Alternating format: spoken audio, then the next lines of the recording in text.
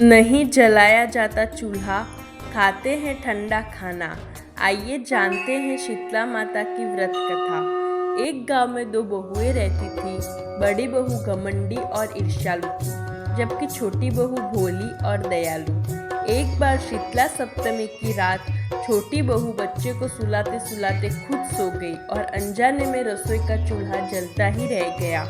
आधी रात को शीतला माता वृद्ध स्त्री के रूप में छोटी बहू के घर पहुंची और जैसे गर्म चूल्हा देखा तो उनका शरीर जल गया। क्रोध में उन्होंने श्राप दिया कि हे स्त्री, जिस तरह तूने मेरा शरीर जलाया है वैसे ही तपन तेरे बच्चे को भी महसूस होगी। सुबह छोटी बहू ने देखा कि उसका बच्चा जलकर मर गया। वह रोती हुई अपनी सास के पास गई, जिन्होंने कहा, बेटी, माता दयालु है, तू जंगल में जा और उनसे क्षमा मांग ले, वह तेरी गोद फिर से भर देंगी। रास्ते में छोटी बहू को दो तालाब मिले जिनका पानी कोई नहीं पीता। उन्होंने कहा, बहन, हमारा संदेश माता को देना, हमारा पानी कोई क्यों नहीं पीता।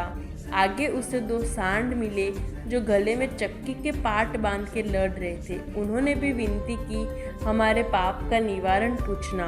आगे एक पेड़ के नीचे एक बुढ़िया मिली जो अपना सिर खुजला रही थी। छोटी बहू ने दयावश बुढ़िया का सिर भी साफ किया।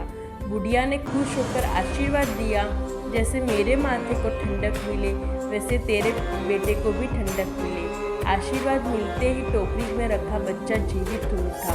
वह बुढ़िया ही शीतला माता थी। माता ने बताया कि तालाब पिछले जन्म में औरत थी जो किसी को भी छाछ नहीं देती थी, और सांड वो देवरानी जेठानी थे जो किसी को भी अपनी चक्की छूने नहीं देती थी। छोटी बहू ने सबको पाप से मुक्त किया।